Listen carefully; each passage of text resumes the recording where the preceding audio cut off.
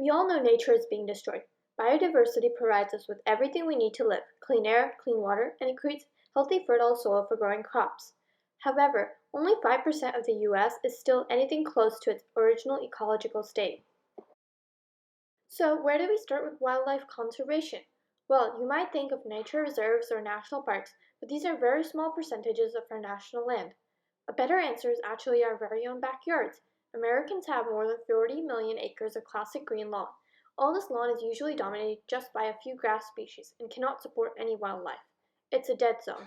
A big cost to this dead zone is the fact that a shocking 70% of Americans don't garden. In a survey in my local community, I found that many are hesitant to garden because of the lack of knowledge, including which plants to grow. EcoRoots has a solution to that. The app helps users find proper plants to grow based on where they live, and it educates them on the importance of native plants. The user answers some questions, and then the app gives them recommended plants based on where they live, and other factors, such as how much sun their location receives and the soil type. I recognize that sometimes gardening can do more harm than good. For example, gardeners can accidentally introduce an invasive species to their communities, since many people don't know the difference between plants that are native and plants that are exotic. Invasive plants that people plant can easily escape into the wild. There, they are aggressive and invasive to the local landscape. The invasive species can outcompete the native species for food and habitat and sometimes even cause their extinction. A less diverse ecosystem is more at risk to further disturbances such as diseases and natural disasters. An invasive species damages cost the United States more than $120 million every year.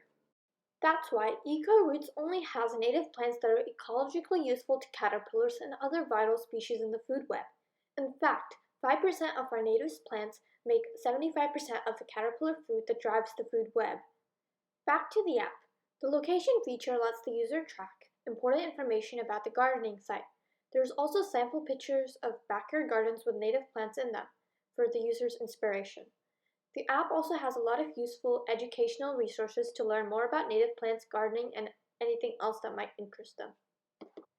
The app was coded using Thunkable, and I used Airtable as the data source. I faced many obstacles, mainly because this was my very first app and I had limited knowledge about Thunkable prior.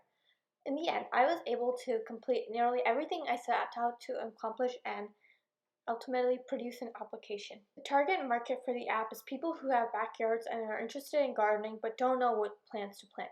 EcoRoots has advantages against tools with the same purpose. The biggest plus of EcoRoots is that it is ecologically friendly and focuses on native plants. Also, similar products are usually targeted for farmers or professional gardeners, which don't make them ideal for beginner backyard gardens.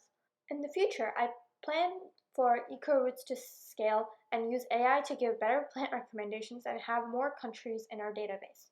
I hope that EcoRoots will empower its users to make meaningful changes by restoring native wildlife starting in their backyards.